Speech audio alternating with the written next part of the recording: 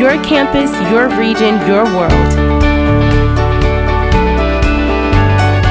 This is Xavier News.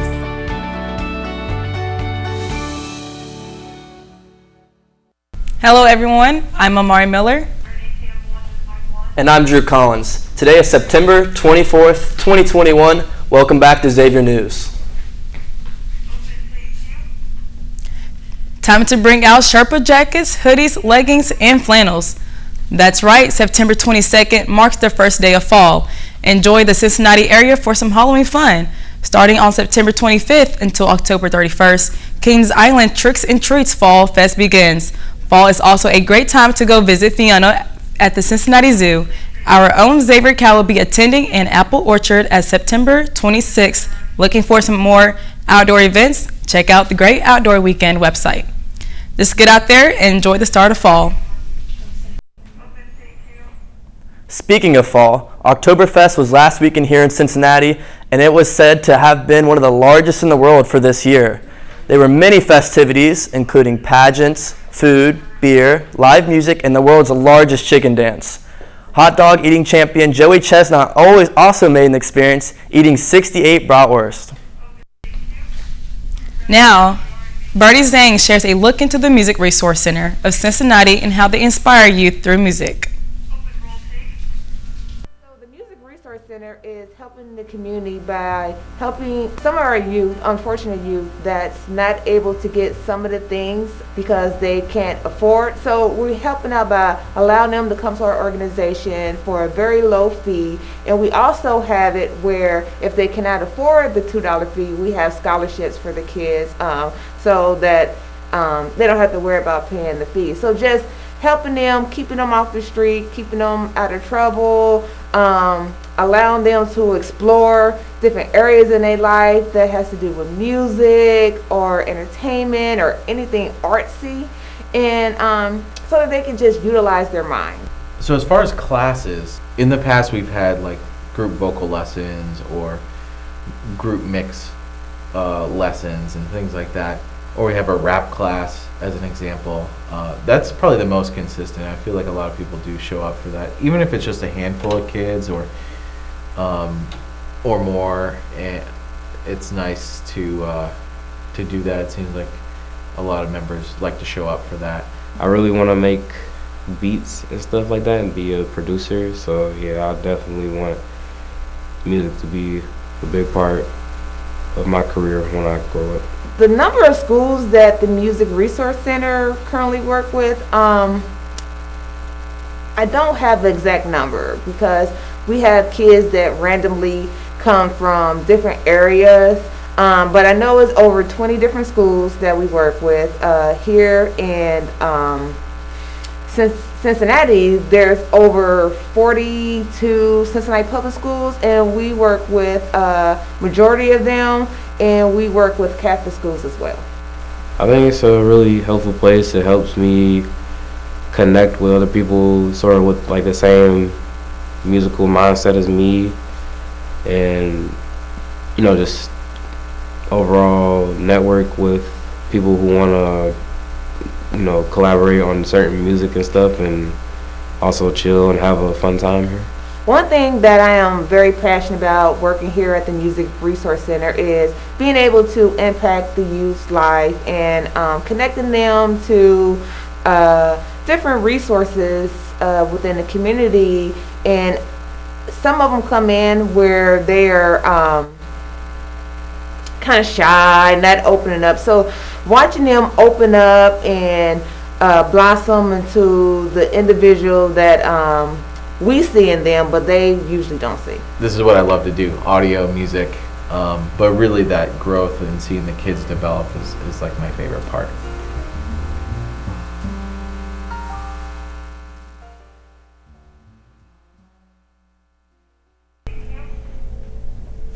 Now, on a more serious note, the investigation of Gabby Petito continues. Law enforcement continues a search for Brian Laundrie. Brian was the fiancé of Gabby, whose remains were discovered this past Sunday.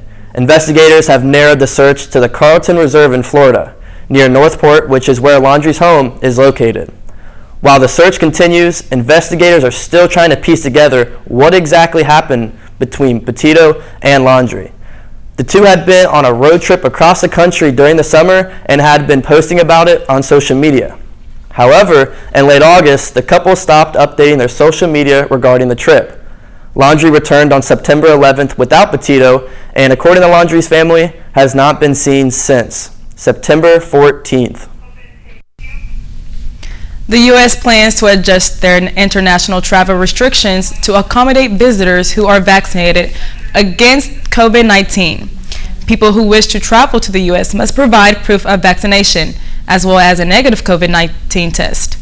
The test must be taken within 3 days of departure, while travel restrictions are easing for non-citizens visitors. The U.S. plans to tighten restrictions on citizens who are unvaccinated.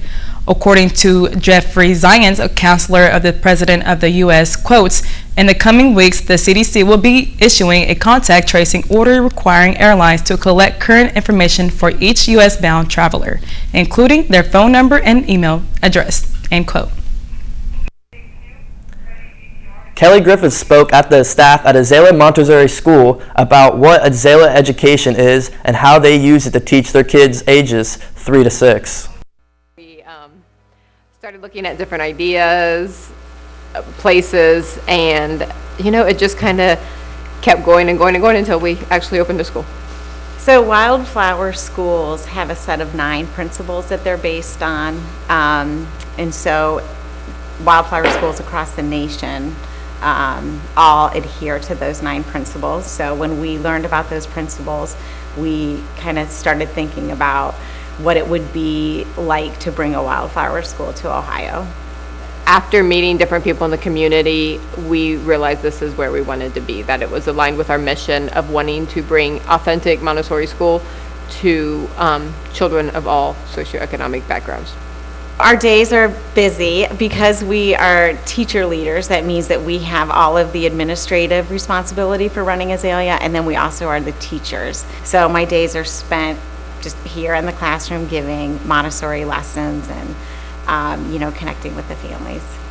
Because the outdoor aspect and the sustainability aspect were really important to me, early on we met with Erin Lockridge, who runs Norwood Grows, which she does camps here in the community, and we're able to use the children's garden and visit and help care for the chickens. And then this year with the outdoor program, where I take a group of kids and we've spent the morning outside, we just have seen so much more of the community and really gotten to know people. I love working with the kids every day, of course, but I think the best part of this work is to be able to make decisions that are best for these families and to be able to put our time and energy into things that will bring the most value to this community, to our community here at Azalea, and as well as the families. So just seeing them grow and be open for trying anything and having fun every day with them. I mean, yeah, I got to play with kids outside in a park and teach and guide them and explore with them. And in the classroom, it's amazing to see what they can do in a prepared environment with the Montessori materials. So that's the biggest. I think what I would like to communicate too is that if you yourself or if somebody that might be interested, to just connect with us, because we are a private school and we do take tuition, but we also have other resources, scholarship funds, and state funds that we accept so that we can serve all children. So I would encourage anyone who might be interested in our school to just reach out and connect with us.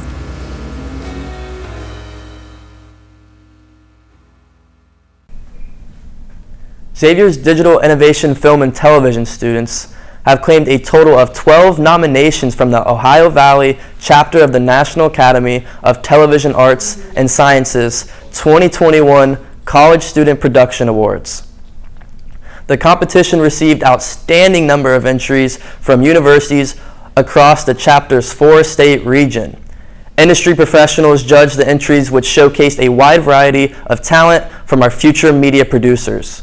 The Xavier students who were nominated are Delaney Mallory, Fausto Skrika, Michael Culkin, Rex Basilone, Joseph Skinner, Jake Hinson, Michaela Kohlberg, Katie Nicholas, Annabelle Greenmore, and Lily Wash. The awards will be announced during a virtual ceremony taking place on Sunday, October 3rd at 8 p.m. Eastern Standard Time. If you'd like to tune into the award ceremony, you can visit www.ohiovalleyemmy.org or through the Emmys app. The Met Gala, canceled last year due to COVID-19, took place last week, September 13th, and was themed American Independence. It features some of our favorite pop culture icons serving eye-catching, glamorous, and even some politically inspired looks. None other than pop singer Billie Eilish left the audience in awe as she paid homage to old Hollywood in peachy ball gown with a long train. Pop rap artist Lil Nas, after recently taking home the Video of the Year award at the VMAs, shocked the audience with a 3-time outfit change, which some believe was inspired by Lady Gaga's 2019 Met Gala appearance. Congresswoman Alexandria Ocasio-Cortez went big and bold with the bright red message, "Tax the quote, tax the rich," printed on her white gown, and truly was a night to remember. In Xavier news, Extreme fans invited the students to march from Dana's to the soccer fields on game day to get excited to show their support for the team. They had a great turnout and morale was high. Extreme fans member Tom Grandin shared, "It was a great opportunity for the Xavier students, especially upperclassmen, to be able to get up and get rowdy about soccer." The march was such a success that they plan to have another one this weekend. If you are interested in seeing what you missed last weekend, Extreme fans will be leading this week's march from Dana's at 12:15 on Sunday, September 26th, so wear your favorite white Xavier gear and fill the hill. Well, that's all from the news desk. We'll be right back with Xavier Sports Report.